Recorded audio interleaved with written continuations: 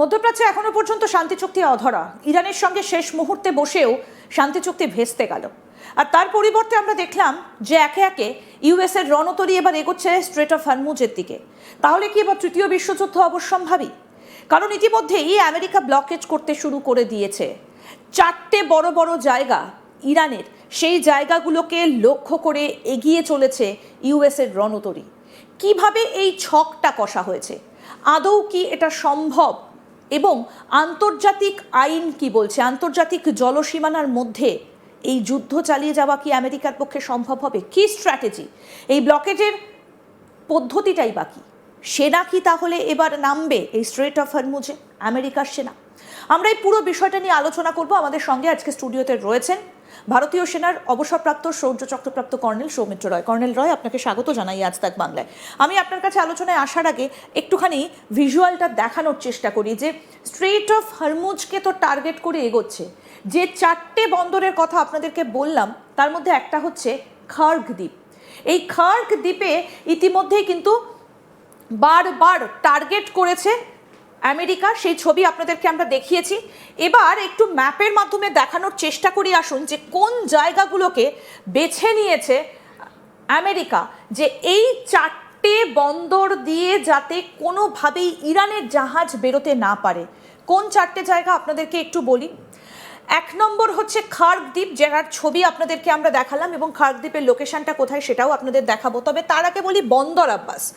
এই হচ্ছে strait of Hormuz, আমরা সবাই জানি এই হচ্ছে বন্দর আব্বাস। দেখুন, এই বন্দর আব্বাস থেকে যাতে কোনোভাবে বেরোতে না পারে কোনো জাহাজই, সেই জায়গাটাকে, এই জায়গাটাকে একেবারে ঘিরে রেখে দিয়েছে আমেরিকা, যাতে এখান থেকে কোনোভাবেই বেরোতে না পারে ইরানের কোনো জাহাজ। এইটাকে টার্গেট করেছে আমেরিকা। এবার আপনাদেরকে যে জায়গাটা বলবো সেটা হচ্ছে গালফ অফ ওমানে অবস্থিত জাস্ক, অর্থাৎ স্ট্রেট অফ হরমুজ থেকে বেরিয়ে এসে যে গুরুত্বপূর্ণ জায়গাটা সেটা হচ্ছে জাস্ক। এবার আপনাদেরকে আমরা সেই জাস্কের অবস্থানটা আসুন একটু ম্যাপের মাধ্যমে দেখাই যে জাস্কটা কোথায় রয়েছে এবং কেন সেটাকে টার্গেট করা হয়েছে। আসুন একটু আপনাদেরকে জাস্ক পোর্টটা দেখাই। কোথায়? এই হচ্ছে জাস্ক পোর্ট। এইটাকেও টার্গেট করে রেখেছে আমেরিকা, অর্থাৎ স্ট্রেট অফ হরমুজ থেকে বেরিয়ে গালফ অফ ওমানের মধ্যে অবস্থিত এই জাস্ক পোর্ট। দেখুন ভালো করে, এই জাস্ক পোর্টটাকেও কিন্তু টার্গেট করে রেখেছে আমেরিকা, যে ইরানের একটা জাহাজ সেখান থেকে যদি বেরোয় তাহলে জাহাজগুলো রক্ষে পাবে না। এই হচ্ছে জাস্ক পোর্ট।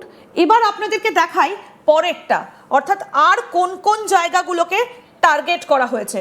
দেখুন, এই হচ্ছে স্ট্রেট অফ, এই হচ্ছে খার্গ দ্বীপ, এই হচ্ছে খার্গ দ্বীপ, অর্থাৎ স্ট্রেট অফ হরমুজটাকে যাতে ইরানের কোনো জাহাজই বেরোতে না পারে তার জন্য যে সমস্ত জায়গাগুলোকে টার্গেট করা হয়েছে তার মধ্যে 1 নম্বর হচ্ছে এই খার্গ দ্বীপ আপনাদেরকে দেখালাম, তারপরে হচ্ছে বন্দর আব্বাস আপনাদেরকে দেখালাম, এবং তারপর দেখালাম জাস্ক দেখালাম। এবার আপনাদেরকে দেখাবো কোথায় রয়েছে, এবার আপনাদেরকে দেখাবো আরও একটা জায়গা, অর্থাৎ এই জাস্কের ঠিক পাশেই রয়েছে কুরেশি, সেই খুমেনি যে জায়গাগুলোকে টার্গেট করা হয়েছে। দেখুন, এই যে 4টে জায়গার কথা আপনাদেরকে বললাম, এই 4টে জায়গাকে ইতিমধ্যেই টার্গেট করে রাখা হয়েছে, অর্থাৎ এক এক করে আপনাদেরকে পুরো জায়গাটা বললাম যে এই হচ্ছে স্ট্রেট অফ হরমুজ, বন্দর আব্বাস, আর এই যে খামির, এই যে 4টে জায়গা, এই 4টে বন্দরকে ইতিমধ্যেই টার্গেট করে রাখা হয়েছে। ওপাশে খার্গ আইল্যান্ড, এখানে হচ্ছে এই বন্দরি খামির, তারপরে হচ্ছে এই বন্দর আব্বাস, এবং নিচে হচ্ছে এই যে জাস্ক পোর্ট। আপনাদেরকে এই 4টে জায়গা পয়েন্ট আউট করে দেখালাম। এই 4টে জায়গাকে টার্গেট করে রেখে দিয়েছে আমেরিকা, যাতে কোনোভাবেই স্ট্রেট অফ হরমুজ পেরিয়ে ইরানের একটা জাহাজও বেরোতে না পারে। এই হচ্ছে পুরো অবস্থান, এবং সেই জায়গাটা আপনাদেরকে ম্যাপের মাধ্যমে শুরুতে দেখালাম যে ঠিক কি টার্গেট আমেরিকা করে রেখেছে। এবার স্যার আপনার কাছ থেকে আমি জানতে চাইবো, এটা কি আমেরিকা করতে পারে? অন্য একটা দেশের জলসীমায় ঢুকে তাদের বন্দরগুলোকে কি এভাবে আটকে রাখতে পারে কোনো একটা দেশ? না, প্রথমেই হচ্ছে যখনই কোনো দেশের বিরুদ্ধে নেভাল ব্লকেড বা ইভেন ল্যান্ড ব্লকেড অ্যানাউন্স করে, তার মানে এটা একটা যুদ্ধ। It is considered as war. America একটু আমার কনফিউশনের মধ্যে আছে, যেভাবে তুমি এক্সপ্লেন করলে ইজ ভেরি গুড, কিন্তু এভাবে নেভাল ব্লকেড হয় না। নেভাল ব্লকেড হচ্ছে, দেখো, স্ট্রেট অফ হারমুজ, যেটা 33 কিলোমিটার ওয়াইড, ওই স্ট্রেট অফ হারমুজ দিয়ে কোনো জাহাজ পারস্য উপসাগর মানে তে ঢুকতে পারবে না, কোনো জাহাজ সেখান থেকে বেরোতে পারবে না। কিন্তু যে তিনটে বন্দর খুব ইম্পর্টেন্ট, তিনটে বন্দর ইরানের, আর চৌথা বন্দর হচ্ছে স্ট্রেট অফ হারমুজের সাউথে, তার মানে এটা ওমান সাগরের ওপরে ইরানের টেরিটরির মধ্যে।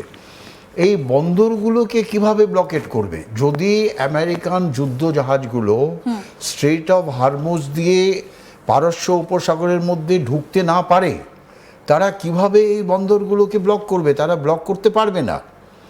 অবভিয়াসলি তারা বলছে, এটা একটা ভেগ ইনফরমেশন আমেরিকার দিক থেকে দিয়েছে বিশ্বকে।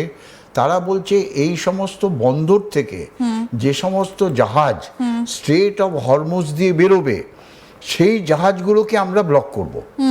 কিন্তু এর উল্টো দিকে, যেটা কুয়েত থেকে আরম্ভ করে দুবাই পর্যন্ত যে বন্দরগুলো আছে, সেই বন্দরগুলো থেকে যে জাহাজগুলো যদি বেরোয়, সেই জাহাজগুলোকে আমরা ব্লক করব না। ইরান বলছে না, যদি ব্লক করতে হয় তাহলে সমস্ত বন্দরের জাহাজকেই ব্লক করতে হবে। এর মধ্যে ইরানের একটা অ্যাডভান্টেজ হচ্ছে, দেখো, মানে আকাশ যুদ্ধে এত বম্বিং, এত রকেটিং, এত কিছু করেও কিন্তু ইরাককে পরাস্ত করতে পারল না।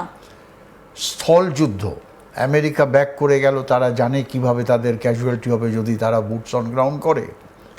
এবারে দি থার্ড অপশন ইজ নৌযুদ্ধ। একদম। এই নৌযুদ্ধ করে কি ইরানকে পরাস্ত করতে পারবে? আমি একটু নিয়মটা স্যার এক্ষেত্রে আপনার কাছ থেকে জানতে চাই, যে যুদ্ধের নিয়ম কি বলছে? আন্তর্জাতিক জলসীমায় যদি এইভাবে আমেরিকা যদি ইরানের জাহাজকে লক্ষ্য করে মারে, ইরান তো নিশ্চয়ই ছেড়ে দেবে না। এইভাবে কি আন্তর্জাতিক জলসীমায় দুটো দেশ যুদ্ধ করতে পারে?